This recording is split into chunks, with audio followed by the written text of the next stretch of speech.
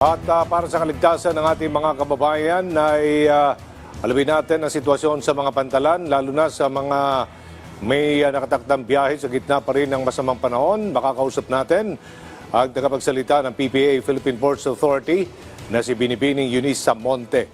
Magandang tanghali po, Miss Eunice. Hello. Magandang tanghali po, Sir Aljo, at sa lahat po ng nakikinig, nanonood ngayong oras na ito. Eunice, may mga canceled trips ba ang naitalang PPA sa ating mga pantalan? At kung meron man, ilan naman ang stranded na mga pasahero?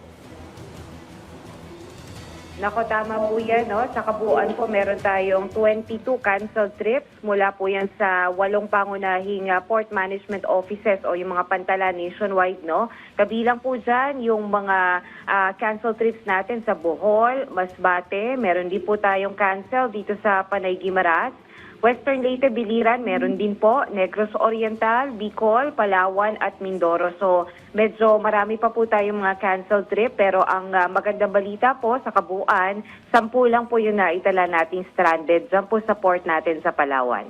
Ano pong assistance na ibigay natin doon sa mga pasahero?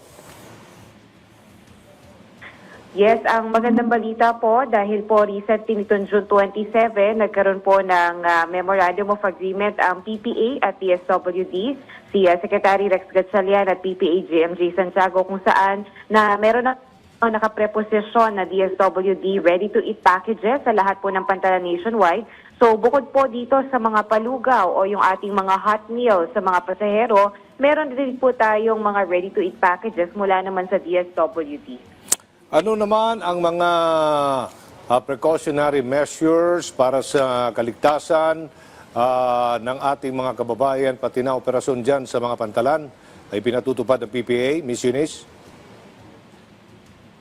Yes, Sir Aljo. Actually, ngayon po, naka-red alert po tayo and nakaantabay tayo dahil anytime na i-lift ng Philippine Coast Guard yung no-sail zone policy, ay pwede na po magbiyahe yung mga kababayan natin. So, ready na rin po yung ating mga genset sa mga ports. So, lahat po yan may kuryente, lahat operational. And tayo po in full coordination with the maritime agencies, PCG, pati na rin po mga LGU para po masiguro na talagang safety at secure po yung ating mga pasahero. Wala namang nakakalusot na pumapalaot sa kabila ng masamang panahon?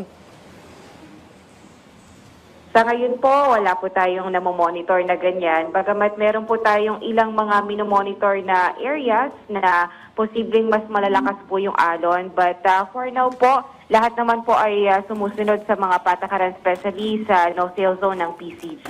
Kumusta naman ang ating pagkikipag-ugnayan sa DSWD para mapabilis ang paghatid ng mga tulong sa ating mga kababayan?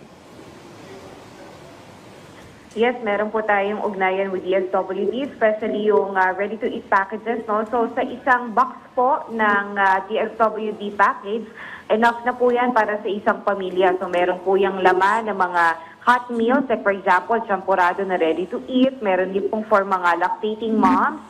At may mga biscuit at laman na delata. So magandang balita po ito dahil wala na pong magugutom in case man may mga mas stranded gaya po ngayon.